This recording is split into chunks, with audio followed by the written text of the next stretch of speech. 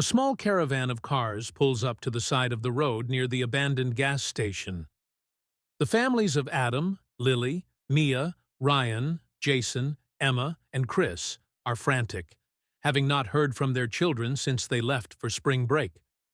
The sheriff's car is at the front, and he steps out, adjusting his hat as he surveys the eerie scene.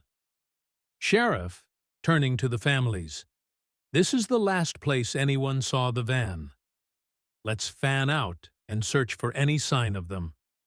The families split into small groups, calling out their children's names as they head toward the gas station. Cut to XT Abandoned Gas Station. Day the sheriff and two fathers, Mr. Thompson, Adam's dad, and Mr. Evans, Lily's dad, approach the dilapidated building. Just as they're about to enter, a faint voice calls out from behind them. A group of locals stands nearby, watching them intently. They're small, wiry, with an odd look about them, as if they know something no one else does. Local man, gruffly, "Wouldn't go in there if I were you. Ain't safe." Mr. Thompson, worried, "My son's in there. I don't care if it's safe or not." The local man steps closer, his eyes wide and wary. Local man, "There's something up there in those woods. Been around longer than any of us. It don't take kindly to visitors." The sheriff exchanges an uneasy look with the fathers. "Sheriff, we appreciate the warning, but we have kids missing."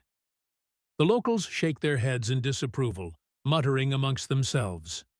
Local woman, whispering to the others, "Told 'em last year, didn't we? Told 'em something strange lived out here."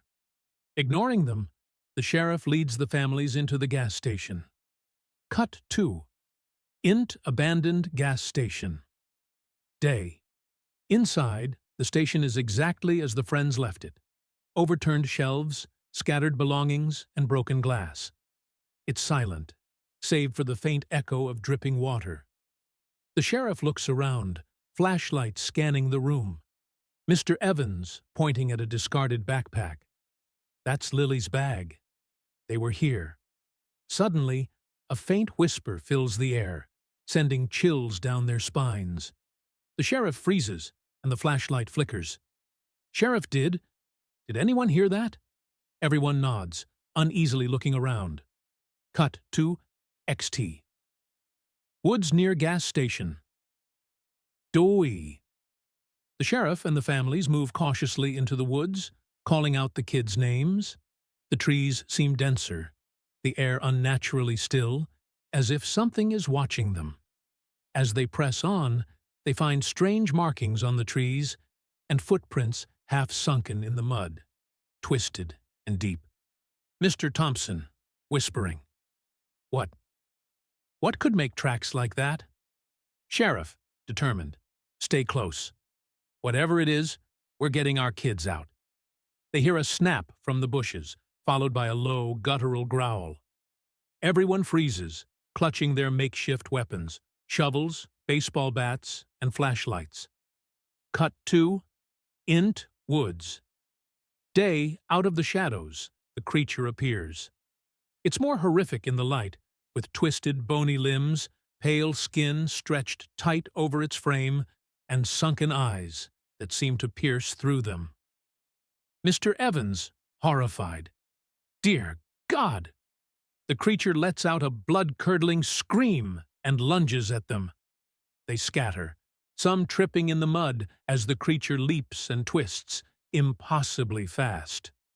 Sheriff, swinging his flashlight at it, "Get back. Stay together." The fathers take defensive stances, hitting the creature with everything they've got.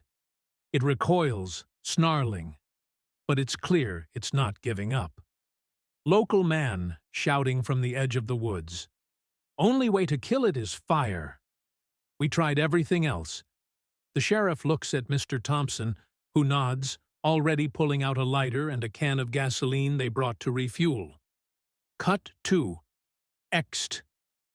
Clearing in the woods. Moments later, the families lead the creature toward the clearing, surrounding it. Mr. Thompson douses it in gasoline, and with a flick of his lighter, he tosses the flame toward it. The creature erupts into flames, letting out an inhuman shriek as it writhes and twists, trying to escape the fire consuming it.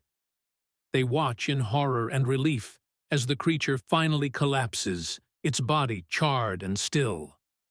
Cut to XT Woods. Later, as the sun begins to set, the families and the sheriff walk back through the woods, weary but hopeful. In the distance, they hear faint voices, familiar ones. Emma, calling out weakly, "Mom? Dad?" They turn to see the missing friends, tired and shaken, emerging from the trees. Tears of relief fill their eyes as they run to embrace them. Fade to Ext Deserted Road.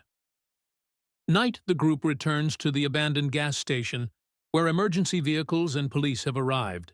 The parents and their children reunited, exhausted but safe. Sheriff, looking at the burning clearing in the distance, "Let's hope that's the last we see of that thing." Cut to black. The end.